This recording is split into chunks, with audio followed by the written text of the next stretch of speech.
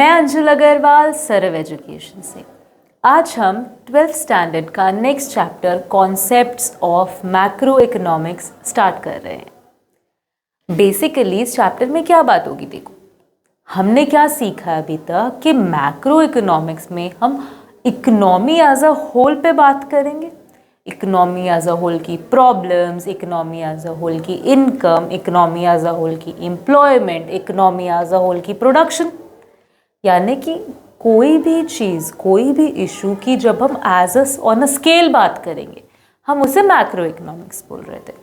हमने ये भी सीखा था कि मैक्रो इकोनॉमिक्स में हम employment theory, national income, GDP जैसी चीज़ें पढ़ने वाले हैं, जिसमें हम सारे देश की इनकम, सारे देश का प्रोडक्शन, ये सब चीज़ें फाइंड करेंगे।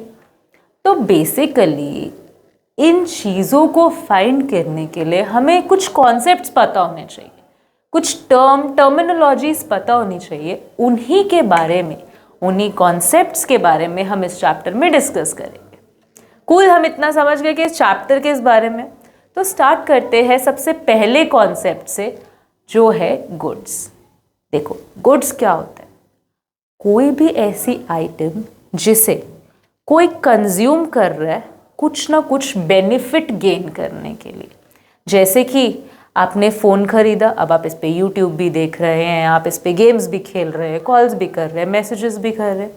हम पेन पेंसिल खरीदते हैं, यूज़ करते हैं। कोई भी ऐसी चीज़ जिसको आप कंज्यूम कर रहे हो और वो आपको कुछ ना कुछ सेटिस्फैक्शन प्रोवाइड कर रही है, यूटिलिटी प्रोवाइड कर रही है, उसे हम बोलते हैं goods. As simple as that. अब अपने अराउंड देखिए, पंखा है, एसी है, फ़ोन है, लाइट है, ये सब क्या है? गुड्स। अब आपके आसपास जब इतनी सारी गुड्स है तो सोचिए पूरी इकोनॉमी में कितनी गुड्स होंगी। इन्हीं गुड्स को हम क्लासिफाई कर देते हैं ताकि हम अपने नेशनल इनकम या फिर जब जीडीपी की बात करेंगे कि कितना प्रोडक्शन हो रहा है सारे देश में, हम उन कॉन्सेप्ट्स में किन किन गुड्स को लेंगे, किन किन गुड्स को नहीं लेंगे, कौन कौन सी गुड्स होती है इकोनॉमी में, ये सब बातें करनी बहुत ज़रूरी है। तो सबसे पहले गुड्स हमें समझ आ गया, कोई भी ऐसी आइटम जिसको कंज्यूम करके आपको कुछ ना कुछ यूटिलिटी या सेटिस्फैक्शन मिल रहा है, वो क्या है? गुड्स। ओके। अब ये गुड्स कितनी टाइप की होती है? तो गुड्स को क्लासिफाई करने के बहुत तरीके होंगे। हम अपनी इकोनॉमिक्स में फिलहाल इसे दो तरीकों से क्लासिफाई करेंगे। तरीका एक, जिसमें हम प्रोडक्शन के बेसिस पे डिवाइड कर रहे हैं, और सेकेंड वे में हम कंजम्पशन के बेसिस में डिवाइड करेंगे। जैसे कि प्रोडक्शन के बेसिस पे डिवाइड करने का क्या मतलब है? यानी कि आप जब इन दोनों गुड्स को डिवाइड करो, यानी कि फाइनल और इंटरमीडिएट में डिवाइड कर रहे हो, तब आप बोल रहे हो कि या तो मेरी जो गुड है वो प्रोडक्शन की बाउंड्री लाइन के अंदर है, या फिर जो मेरी गुड है वो प्रोडक्शन की बाउंड्री लाइन के बाहर है।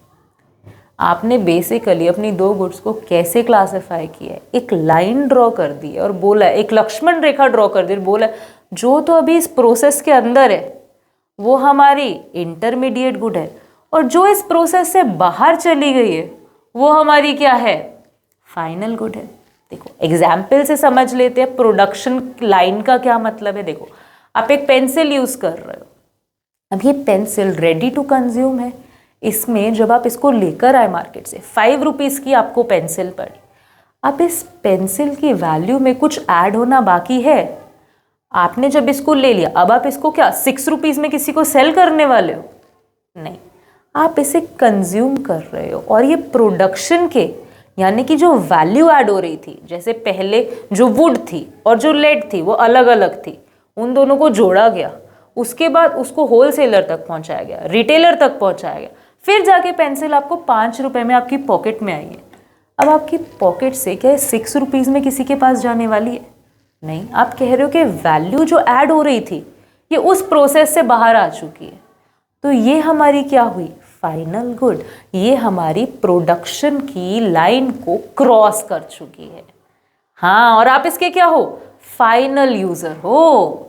इसी तरीके से इंटरमीडिएट गुड क्या होगी? जो ये प्रोडक्शन की लाइन है, यानी कि अभी जो फाइनल यूजर है वहां तक नहीं पहुंची है कोई भी गुड, जब तक ये प्रोडक्शन लाइन के अंदर है। जैसे कि आपका वुड था, पेंसिल बनने से पहले जो वुड है या फिर जो लेड है वो हमारी क्या है?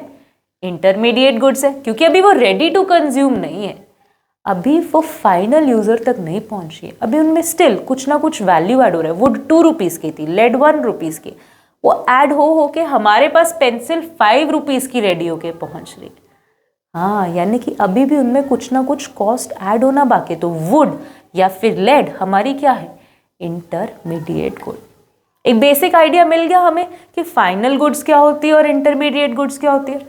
अब अगर मैं आपसे पूछूं कि आप अपने घर पे कंज्यूम करने के लिए आटे की एक बोरी लेकर आए हो, तो वो हमारे लिए क्या है, वो हमारे लिए फाइनल गुड है, क्योंकि आप उसके फाइनल यूजर हो ना। आप उसको कहीं आगे रीसेल तो नहीं करने वाले ना, या उससे कुछ मैन्युफैक्चर तो नहीं करवाने वाले ना, जो कि आप आगे सेल करोगे। हाँ, आप उसको अपनी कंजम्पशन, अपनी सेटिस्फैक्शन के लिए यूज कर रहे हो, इसीलिए वो क्या है, फाइनल गुड। वही आटे की बोरी अगर मैं अपनी बेकरी में ब्रेड बनाने के लिए खरीद कर लेकर आई हूँ, ध्यान से सुनो, आपने क्या किया, आटा खरीदा एंड उसको अपने घर पे कंज्यूम करना स्टार्ट कर दिया रोटियां बना के। मैं क्या कर रही हूँ, मैं आटा लेकर आई हूँ अपनी बेकरी के लिए, अब मैं उस आटे से ब्रेड बेक करके उसको बेचूंगी। ऑब्वियसली वो आटे से महंगी बेचूंगी, अपने प्रॉफिट्स भी ऐड करूंगी, अपनी मेहनत के पैसे भी ऐड करूंगी उसमें, है कि नहीं। तो अब ये जो आटे का कॉस्ट था, मेरी ब्रेड उससे ज़्यादा कॉस्ट की होगी ऑब्वियसली। हाँ, तो ये आटा मेरे लिए क्या हो गया, इंटरमीडिएट गुड, क्योंकि अभी इसकी कॉस्ट में मैंने और कॉस्ट ऐड की, और कॉस्ट ऐड की, एंड फिर मैंने एक प्रोडक्ट बनाया ब्रेड। अब ये जो ब्रेड है ये एक फाइनल यूज़र कंज्यूम कर सकता है, तो ये जो ब्रेड है वो फाइनल यूज़र के लिए क्या हो जाएगी, फाइनल गुड। लेकिन आटा मेरे लिए क्या होगा, इंटरमीडिएट गुड। जब भी कोई गुड वैल्यू एडिशन या प्रोडक्शन के प्रोसेस के अंदर ही चल रही है, अभी वैल्यू ऐड होते जा रही है, होते जा रही है, तब तक वो गुड इंटरमीडिएट गुड है। और अगर वो गुड प्रोडक्शन के प्रोसेस से बाहर कूद गई, अपने फाइनल यूज़र तक पहुंच गई है, तब वो हमारी गुड फाइनल गुड हो जाती है। हम इतना समझ गए हैं। और हमें यहाँ से एक और भी बात सीखने को मिली क्या, कि कोई भी गुड फाइनल और इंटरमीडिएट दोनों हो सकती है। अब यहाँ पर एक आटे की बोरी थी ना, वही आटे की बोरी आपने घर पे कंज्यूम की, वही आटे की बोरी मैंने बेकरी में कंज्यूम की, लेकिन आपके लिए वो फाइनल गुड है, मेरे लिए वो इंटरमीडिएट गुड है। कैसे, एक ही चीज़ फाइनल और इंटरमीडिएट दोनों हो सकती है, डिपेंड करेगा उसकी यूजेज पे कि उसे कौन यूज़ कर रहा है। अगर उसे उसका फाइनल यूज़र यूज़ कर रहा है तो वो फाइनल गुड है, लेकिन अगर वो भी फाइनल यूज़र तक नहीं पहुंची है, वो कहीं इंटरमीडिएशन में है, बीच में है प्रोसेस के, तो वो क्या हो जाएगी, intermediate good. Final good and intermediate good बिल्कुल क्लियर हो गया हमें। और कुछ एग्जाम्पल से और इसके पॉइंट समझने की कोशिश करते हैं। पर पहले ये देखो, हमारी जो फाइनल गुड होती है ना, हम इसे भी आगे दो तरीके से डिवाइड करते हैं। एक तो फाइनल कंज्यूमर गुड्स और एक फाइनल प्रोड्यूसर गुड्स। अरे यार, फिर कंज्यूम कर दिया, प्रोड्यूसर कहाँ से आ गया यहाँ पे, बात तो कंजम्पशन की हो रही थी ना। अरे देखो, कंजम्पशन कोई भी तो कर सकता है।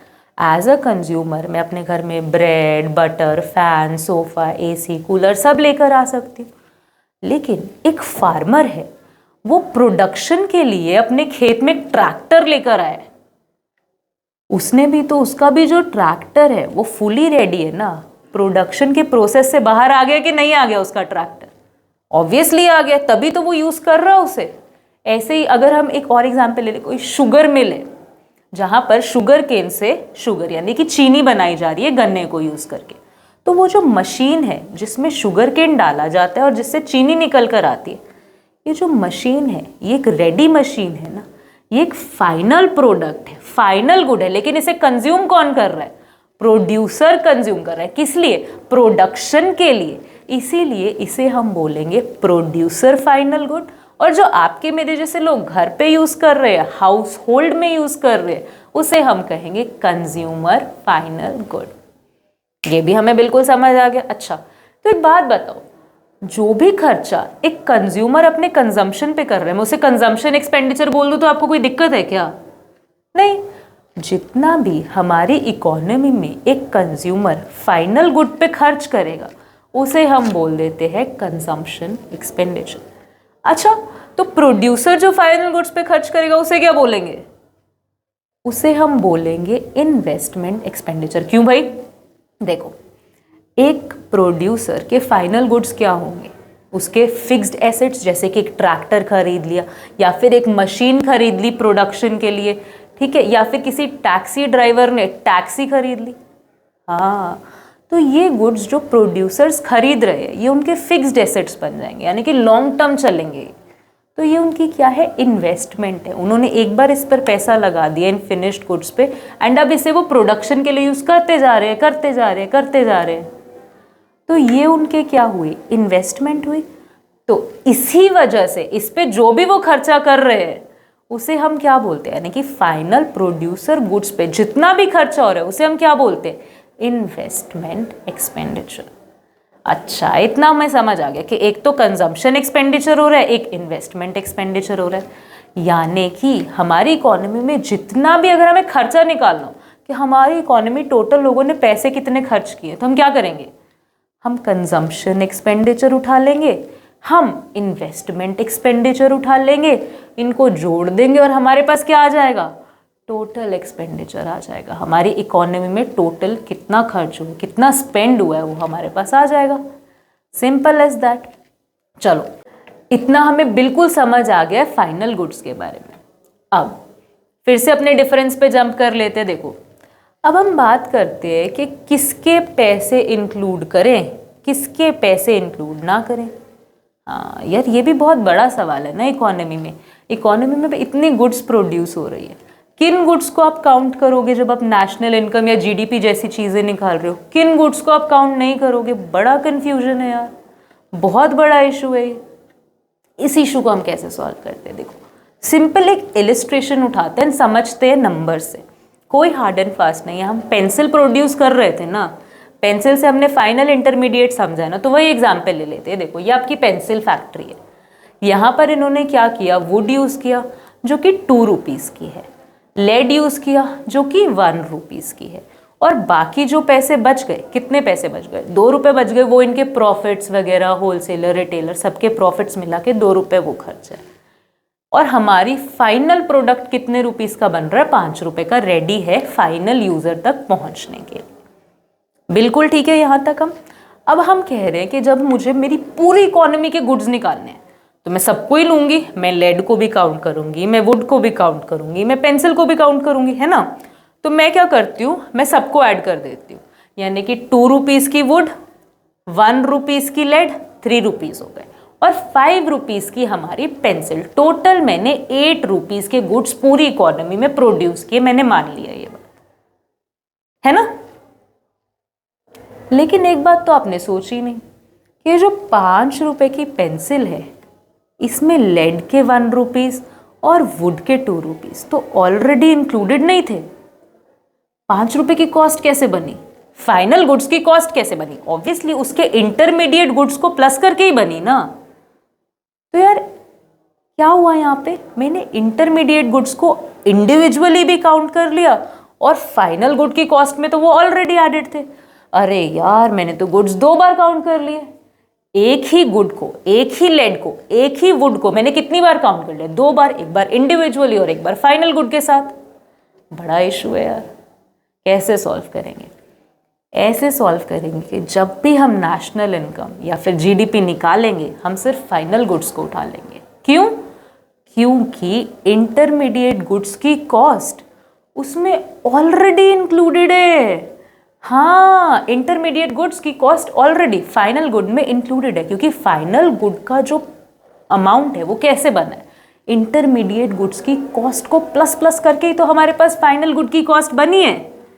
तो इसीलिए जब भी हम नेशनल इनकम कैलकुलेट करेंगे तो हम क्या बोलेंगे कि हमारे जो फाइनल गुड्स है सिर्फ उन्हें उठा लो, इंटरमीडिएट गुड्स को मत उठाओ। अगर ऐसा करोगे तो क्या होगा? डबल काउंटिंग हो जाएगी सेम चीज़ों की। इसीलिए इंटरमीडिएट गुड्स को हम नेशनल इनकम कैलकुलेट करते हुए पिक नहीं करते। क्लियर हुआ हमें? बहुत हद तक हमने इंटरमीडिएट गुड्स और फाइनल गुड्स समझ लिए हैं। अब देखो, अगर हम इसको फॉर्मली एक टेबुलर फॉर्म में डिस्कस करें, इसके पॉइंट ऑफ डिफरेंसेस को, तो हम कैसे डिस्कस करेंगे? फर्स्ट पॉइंट हम क्या लिखेंगे? Production line. Final good outside the boundary of production line, intermediate good inside the boundary of production line. Next point हम क्या लिख सकते हैं, value addition. Value is yet to be added in intermediate goods, value final goods are out of the boundary line of value addition process. अब इनमें किसी भी type का वैल्यू एडिशन होना बाकी नहीं रहा है। और क्या पॉइंट डिस्कस कर सकते हैं, the expenditure on final goods is the sum total of consumption expenditure and investment expenditure. वही हमने जो बात की थी कि अब कितने टाइप्स के फाइनल गुड्स थे, दो टाइप्स ना, कंज्यूमर फाइनल गुड्स और प्रोड्यूसर फाइनल गुड्स। तो यहाँ पर क्या होगा कि जो भी कंज्यूमर फाइनल गुड्स पे स्पेंड हो रहा है वो कंजम्पशन एक्सपेंडिचर बन जाएगा, जो भी प्रोड्यूसर फाइनल गुड्स पे स्पेंड हो रहा है वो इन्वेस्टमेंट एक्सपेंडिचर बन जाएगा। तो उसको हम सम टोटल करके टोटल एक्सपेंडिचर फाइंड कर लेंगे। Money spent on intermediate goods is called intermediate cost. जो भी पैसे की, जो भी कॉस्ट की हम इंटरमीडिएट गुड्स पे बात कर रहे हैं, यानी कि 2 रुपीज़ या 3 रुपीज़ की जो भी हमारी वुड या लेड थी, वो हमारे क्या है, वो हमारे इंटरमीडिएट कॉस्ट है, यानी कि अभी बीच में जो हमारे खर्चे हो रहे हैं उनको हम क्या बोलते हैं, इंटरमीडिएट कॉस्ट बोलते हैं। और हमारा क्या पॉइंट है, national income will be accounted while calculating national income. जो हमारे फाइनल गुड्स है उनको हम काउंट करेंगे जब हम नेशनल इनकम कैलकुलेट कर रहे हैं, are not accounted while calculating national income. जब हम नेशनल इनकम कैलकुलेट करें तब हम इंटरमीडिएट गुड्स को उसमें इंक्लूड नहीं करेंगे। एक और पॉइंट है इसका, final user. Final goods they are used by their final user, intermediate goods they are yet not used by their final user. यानी कि जो हमारे फाइनल गुड्स है वो फाइनल यूज़र्स तक पहुंच चुके हैं, लेकिन जो हमारे इंटरमीडिएट गुड्स हैं वो अभी फाइनल यूज़र्स तक नहीं पहुंचे हैं। एक और हमारा पॉइंट है resale. Final goods are not purchased with the purpose of resale within an accounting year. Intermediate goods are purchased with the purpose of resale within an accounting year. Last point तो हमारा discuss करना रह ही गया, कोई बात नहीं, अब discuss कर लेते। देखो रीसेल को समझो पहले। रीसेल का क्या मतलब होता है, जब भी आप कोई चीज़ परचेज करते हो ये सोच के कि मुझे इसको फिर से सेल करना है प्रॉफिट अर्न करने के लिए। जैसे कि एक रिटेलर, उसने बहुत सारे कपड़े खरीद लिए, अब वो उन्हें कंज्यूमर्स को बेच रहा है, इसे बोलते हैं रीसेलिंग, कि आपने कुछ परचेज किया एंड आप उसे सेल कर रहे हो। क्लियर? अच्छा, तो फाइनल गुड्स क्या बोलते हैं कि रीसेल के पर्पज से नहीं बने हम लोग रीसेल के पर्पस से नहीं बने। जैसे कि आप गए हो किसी शोरूम में, आप कपड़े खरीद कर लेकर, आप ये तो नहीं सोच के खरीद के लाते ना कि अब मैं इसे सेल करूंगा। हाँ, आप नई कार लेकर आप ये तो नहीं सोच के आते ना कि मैं इसे सेल करके प्रॉफिट कमाऊंगा। हाँ, तो जो फाइनल गुड्स होते हैं वो उनके एंड यूजर्स के पास होते हैं एंड वो उसको ऐसे नहीं सोच के लाते कि यार मैं इसमें से और पैसे कमाना है। हाँ, रीसेल का पर्पस नहीं होता है। इंटरमीडिएट गुड्स क्या होते हैं, इंटरमीडिएट गुड्स रीसेल के पर्पस से भी बन सकते हैं। हमने क्या पढ़ा था, देखो कि जो इंटरमीडिएट गुड्स है उनमें अभी भी कुछ वैल्यू ऐड होना बाकी है। यानी कि अगर फैक्ट्री में पेंसिल 4 रुपए की बन के रेडी हो गई है और वो रिटेलर तक उन्होंने 4 रुपए में पहुंचा दी है, रिटेलर हमें 5 रुपए में दे रहा है ना, उसने फैक्ट्री से 4 रुपए में ली और हमें वो 5 रुपए में दे रहा। रिटेलर सारी पेंसिल्स किस पर्पस से खरीद रहा है, प्रॉफिट अर्निंग की, यानी कि वो उसकी वैल्यू ऐड कर रहा है ना। अभी हमने पढ़ा था कि नहीं पढ़ा था कि वो वैल्यू एडिशन के प्रोसेस के अंदर ही, अभी इंटरमीडिएट गुड्स वैल्यू एडिशन के प्रोसेस के अंदर ही है। तो ये वैल्यू ऐड हो रही है कि नहीं हो रही है, यहाँ पे रिटेलर 1 रुपीज ऐड कर रहा है कि नहीं कर रहा। इसीलिए ये भी क्या हुआ, इंटरमीडिएट गुड हुआ। जब गुड्स रीसेल के पर्पस से, रीसेल के पर्पस से खरीदे जा रहे हैं तो भी वो हमारे क्या हुए, इंटरमीडिएट गुड्स हुए। क्या है हमारा लास्ट पॉइंट, रीसेल।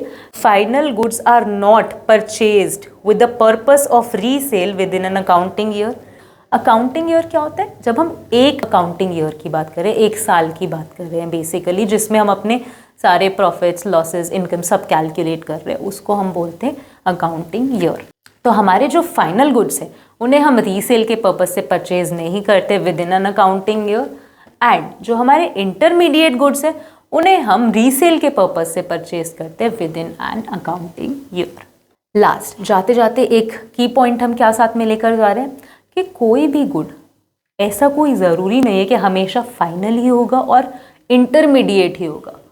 वो डिपेंड करेगा कि उसे यूज़ कौन कर रहा है। अगर तो वो उसे उसका फाइनल यूज़र यूज़ कर रहा है तो वो हमारी फाइनल गुड हो जाएगी, लेकिन अगर वो अभी अपने फाइनल यूज़र तक नहीं पहुंची तो वो हमारी इंटरमीडिएट हो जाएगी। जैसे कि हमने एग्जाम्पल में क्या लिया था, एक आटे की बोरी यानी कि फ्लोर, जो कि अगर मैं यूज़ कर रही थी अपनी बेकरी में तो वो इंटरमीडिएट गुड था, लेकिन अगर आप अपने घर पर यूज़ कर रहे थे तो वो फाइनल गुड था।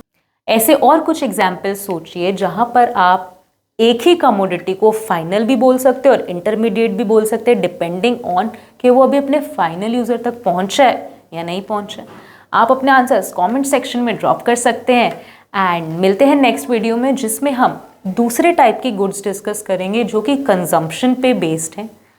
तब तक के लिए हैव अ गुड डे। अगर आपकी कोई भी डाउट्स है, कोई भी क्वेरीज है, तो आप हमें डिस्क्रिप्शन में दिए गए चैनल्स पे कहीं भी कांटेक्ट कर सकते हैं, वरना आप हमें कमेंट सेक्शन में भी अपनी क्वेरीज ड्रॉप करके बता सकते हैं।